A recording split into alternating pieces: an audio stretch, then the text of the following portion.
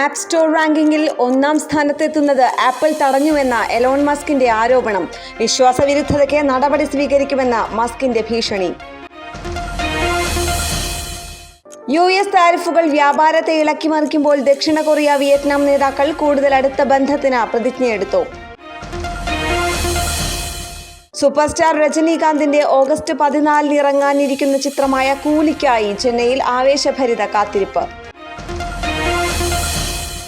Thrissur voter പട്ടിക ക്രമക്കേടുമായി ബന്ധപ്പെട്ട വാർത്തകൾ ഞെട്ടിക്കുന്നതെന്നും നടന്നത് ജനാധിപത്യ കശാപ്പെന്നും മന്ത്രി വി ശിവൻകുട്ടി.